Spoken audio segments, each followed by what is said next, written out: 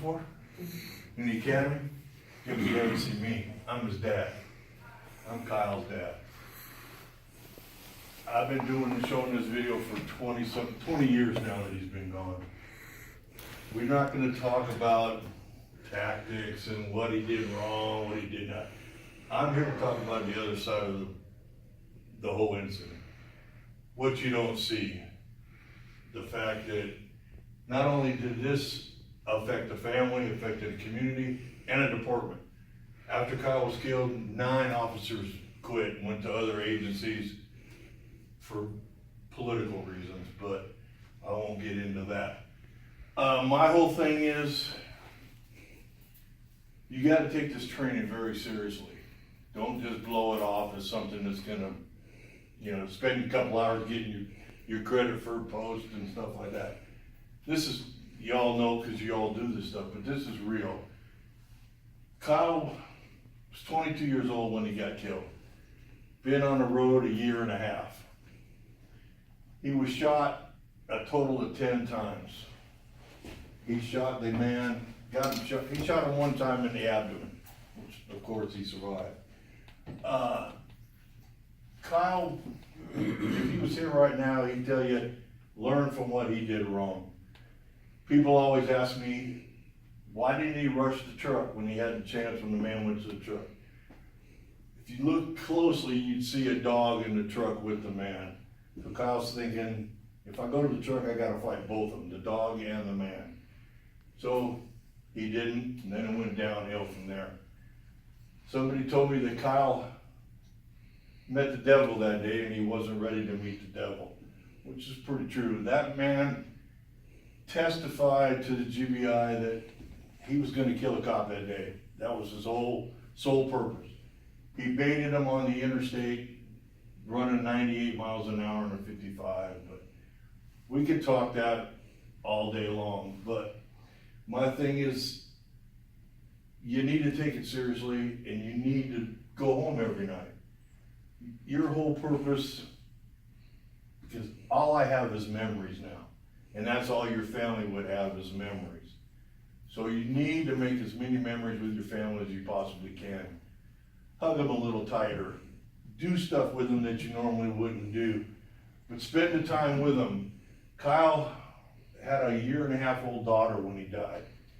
The day he was killed, I had lunch with him, and he hadn't found out yet that his wife was pregnant with their son. So his son, he never saw his son, nor did his son see his dad. All the years his daughter growing up, she had questions, but not till recently did I feel the need to answer her questions and tell her about her dad.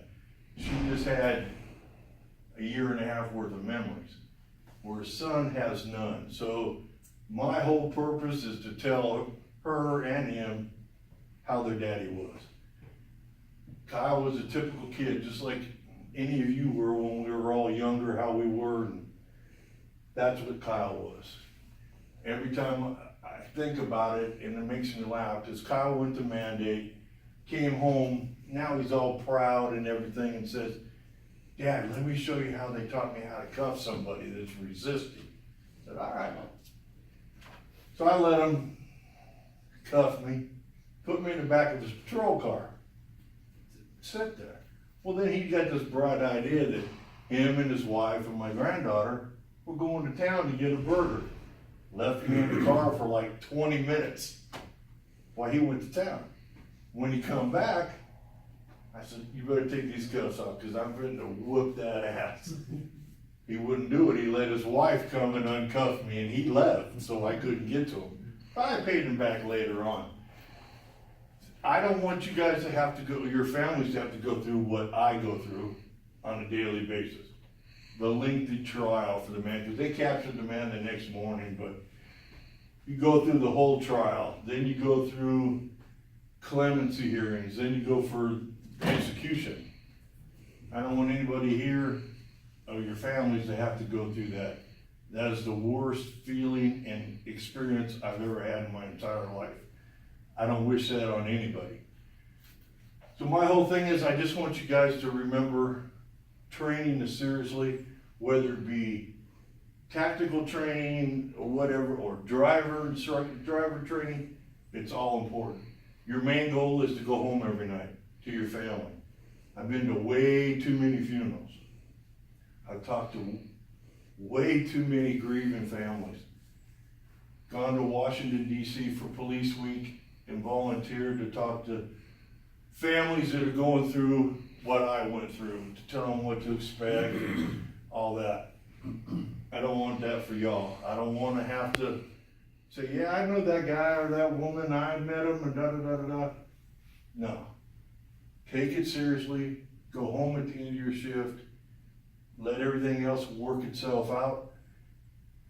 You can always find another job, but your family can't find another daddy or mama or son, brother.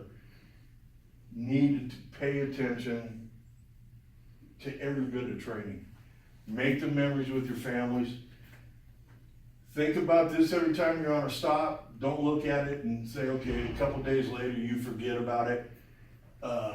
Remember this ugly face that I live it every day. People ask me, I had somebody that was in class yesterday here, ask me this morning, how can you do this? How can you watch your son get murdered over and over? I don't need the video. It's in my head 24 hours a day. I live it every day. People say, well, how do you go on? Well, you make yourself go on. It's not easy, you know, because 3/4 of me died when Kyle died. And I do this to keep Kyle's memory alive. As long as I'm showing this and people are listening to it and watching it and thinking about it, Kyle's still here. The day I quit doing it, or they quit showing this video, then he's truly gone in my eyes and my family's eyes. So just remember, make memories, because that's all anybody's ever gonna have is memories if something were to happen to you. And then the last thing is just show mercy, but not too much mercy. Go home at the end of your shift, love on them babies, love on your wives or your husband, whatever, but make the memories. This job, you got it.